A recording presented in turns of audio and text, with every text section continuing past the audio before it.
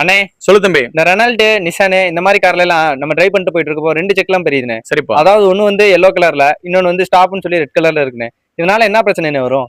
தம்பி பொதுவா எல்லா கார்லயுமே வந்து ஏதாவது ஃபால்ட் அப்படின்னா செக்லாம் பெரியும்பா. ஓகேண்ணா. அதாவது ஒரு மைனர் கம்ப்ளைண்ட் இருக்கும், வேற ஏதாவது ப்ராப்ளம் இருக்கும், ஏர் ஃபில்டர்ல சென்சார் பிரச்சனை இருக்கும். இந்த மாதிரி பிரச்சனை இருந்துச்சுன்னா செக்லாம் எல்லா வண்டியிலுமே எரியும். நம்ம வந்து ஸ்கேன் போட்டு என்ன பிரச்சனை செக் பண்ணலாம். ஆனா ரெனால்டுலயும் நிசான் கம்பெனிலையும் ஸ்டாப்னு ஒரு சிம்பிள் கொடுத்துருப்பான். அது ஒரு செக்லாம் மாதிரி தான் இருக்கும்.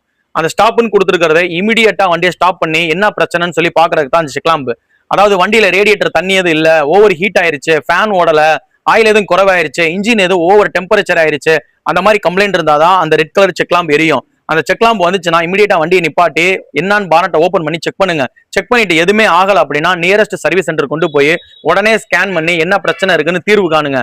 இல்ல அப்படின்னா உங்களுக்கு பெரிய விரைவு செலவுல இழுத்து விட்டுரும். அந்த நார்மலா செக்லாம்பு எல்லோல எரியுது பாத்தீங்களா, அப்படி எரிஞ்சாலும் நீங்க ஸ்கேன் பண்ணி ஏதாவது மைனர் சென்சார் எதுவும் கம்ப்ளைண்ட் இருக்கா, வேற எதுவும் ப்ராப்ளம் இருக்கா, இன்ஜெக்டர் எதுவும் கம்ப்ளைண்ட் இருக்கா அப்படின்னு ஒவ்வொன்றா நீங்க செக் பண்ணிக்கோங்க. சரியா? Thank you friends. தேங்க்யூண்ணா.